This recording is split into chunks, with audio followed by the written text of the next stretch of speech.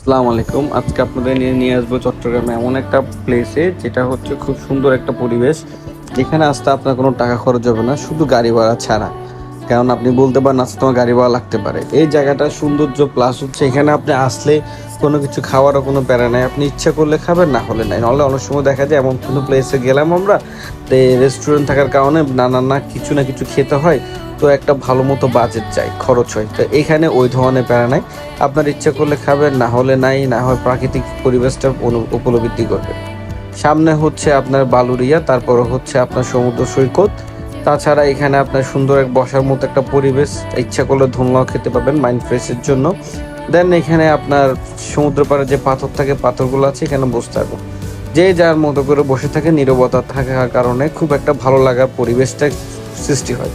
এবং এটা হচ্ছে চট্টগ্রামের খুব একটা কাছে একটা পরিবেশ, যেটা বলতে হয় হালিশহর চৌচালা বিচ। এই চৌচালা বিচটাকে এত সুন্দর করে গুছিয়ে তুলেছে, যাতে একদম আপনার নর্মালির মধ্যে আপনার মাইন্ড ফ্রেশের জন্য একদম চলে আসতে পারেন এখানে কম খরচের মধ্যে। কম খরচ বলতে শুধু গাড়ি ভাড়াটা লাগবে, তাছাড়া তার কোনো খরচ নেই। যেরকম আমার সামনে যেটা হোয়াইট কালারের পরছে, জার্সি পরছে, এটা আমার ভাগিনা। আরেকটা যে লম্বা গরু ছিল সেটা হচ্ছে ভাতিজা। পিছিয়ে যেটা রেড কালারের জার্সি পরছিল ওইটা হচ্ছে আমার ভাগিনা আদি।